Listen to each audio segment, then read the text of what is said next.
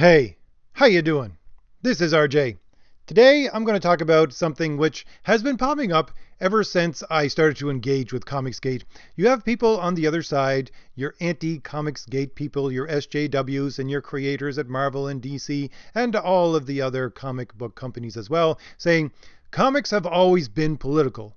You're just naive.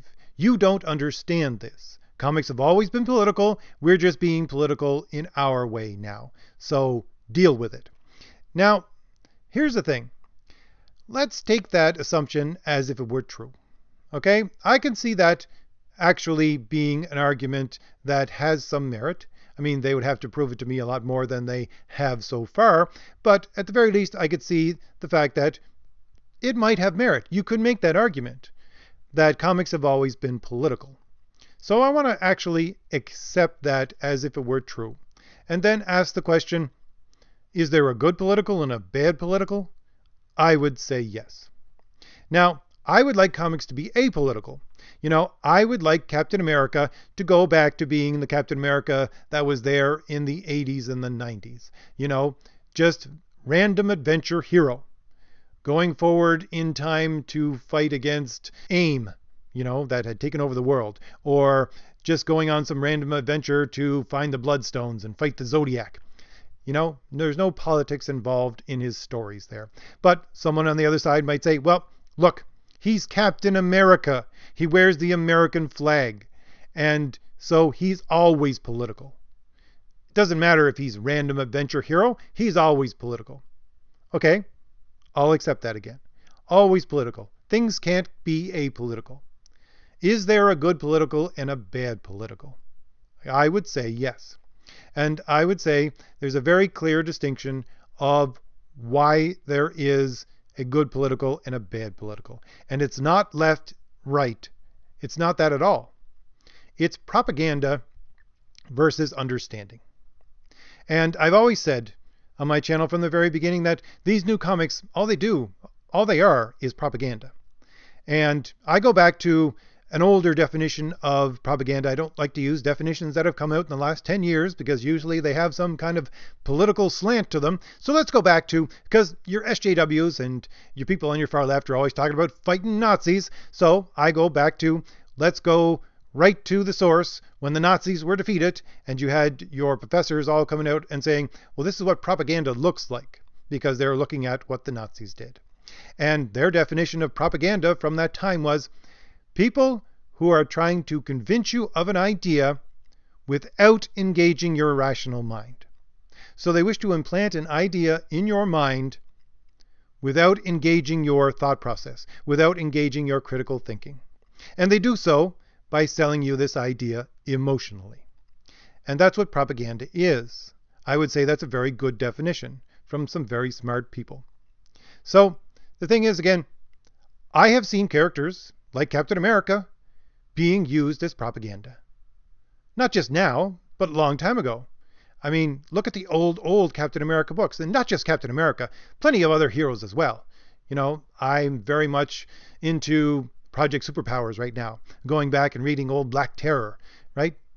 Shazam, all these kinds of old Captain Marvel, things like that. Sure, they were used for propaganda at one point. War propaganda for Captain America. And I would say, doesn't matter if your propaganda is on the right or on the left. I don't want propaganda. Now, I could see why it happened in Captain America way back then. You know, what they tried to do was to dehumanize the enemy that they were fighting. And there's a very specific reason why they would do that, because you dehumanize your enemy by making them seem subhuman so that it's easier to kill them, or easier for people to give you money so that you can kill them. Pretty much what it is. And that's propaganda. You know, they're playing on the person's fear. That's what they were instilling in them. They were implanting this idea into people through fear to dehumanize these people so that they can kill them easier. You know, and I don't think that was a left-wing propaganda back then, but still, I don't agree with that propaganda. I could see why they did it, because there was a war on and they needed people to get on board right away. I don't agree with it, but it was propaganda. But I would say for the majority of Captain America's life in comics, he's not been used for propaganda. Not in that way anyways. And again, The difference is that you would have people on the other side, and have had people on the other side, and people bring this up to me in the comments too, in very good ways, saying that, superheroes have always been used to teach ideas of right and wrong. And that, in their mind, would be political, and therefore they're just doing the same thing today. But I would say no. There's your distinction right there. To teach people ideas. Doesn't matter if it's right or wrong, or if it's about being patriotic, or justice, or heroic, or all these things like Captain America or Superman, truth, justice in the American way. You're teaching them these ideas, but that's the difference. Difference between teaching ideas and propaganda. There's a very big difference between the two. Now, I want to go right into the heart of this problem, which is the language. And I love language. Language is beautiful. I love different languages. Language is beautiful. And we need language to understand and to communicate our ideas. I love logic. And logic is based on not just ideas and how to understand them, but a purity of language. You need that purity of language in order to make your argument. But I also love language in the fact that stories are made up of language. Sure, you can have the odd comic book that's just visual, but you need that language, right? Your idea, your story is given to you mostly by the language, or at the very least 50% by the language. So you need some good language. And again, let's go into the language here. What does to teach mean? Well, teach is an old English word, but the actual definition of the word, if you go back to the good, hearty definition of what teach is to help someone understand or know the cause of a thing. Now, I could go into causes and all that, but I'm not going to today because that's an entirely different thing. I could go on and on and on about that one, but I'm going to focus on to know or understand. You're supposed to know or understand the cause. You help someone know or understand a cause when you teach them something. Now, I say know or understand, but it's pretty much, you can just say the same thing, because to understand, if you look at the definition of understand, it always includes the word know. So you're helping someone know a cause of something.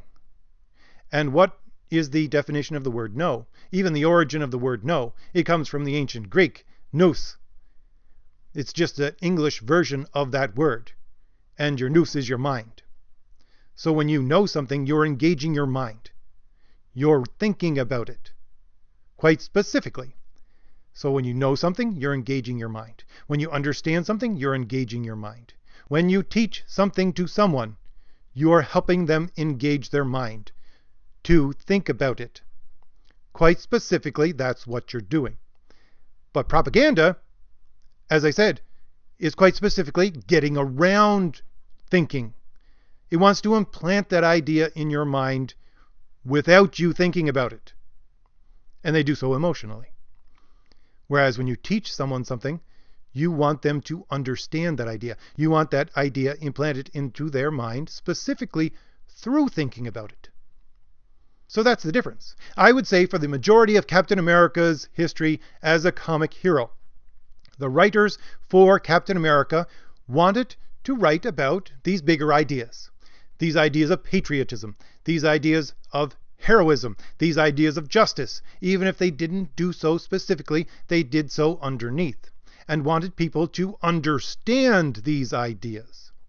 Now, I agree that they could write these stories and teach these stories emotionally. Quite specifically, they could do that. A lot of stories do that. I got no problem with that. But the thing is that they're teaching these ideas emotionally. That is to say, they're implanting these ideas into people, even children, emotionally, so that eventually they will think about them. Or, at the very least, at the bare minimum, so that when they go to think about them, or if they ever go to think about them, they will have this reference of the idea in their head about Captain America. So, thinking about them is no problem. Or at the very least, they have some reference points so that they can think about them. So at the very least, that's your absolute minimum. They want that idea to be implanted in these people's minds, even children, so that if they choose to think about them someday, they can have that reference point. So again, there's that side of it with teaching these ideas in your old Captain America stories. But these newer characters, They're propaganda. Their stories are propaganda. They're built on propaganda. And propaganda is quite specifically built upon you not thinking about something, implanting that idea in your mind without you thinking about something. And we can clearly see this. If you follow any Marvel or DC or even Image writers on Twitter, if you read their articles that they post on especially the Marvel website, if you listen to any of these interviews or shows that these people put out, I mean, again, I always say this. You got Sana Amanat saying, your comic book characters are for pushing ideas. She said, pushing positive ideas. Those are her specific words. And she used those kinds of words again and again in different interviews. Now, quite specifically, she said pushing, not understanding, not teaching, pushing ideas. And you look at the interview that she did, well, it wasn't really an interview, it was more of a question and answer period that she did with Court Lane. And they talked about Marvel Rising and Kamala Khan and all the heroes that are in Marvel Rising. And he was talking about the fact that he wanted these girls, these young girls who watch this show, to reflect this idea that he wants them to see back at him.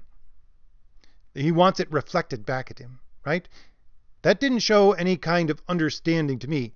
In his words, it didn't seem like he was saying he wanted them to understand it and then, put it into practice. No, he wanted it reflected back at him. That didn't say understanding to me.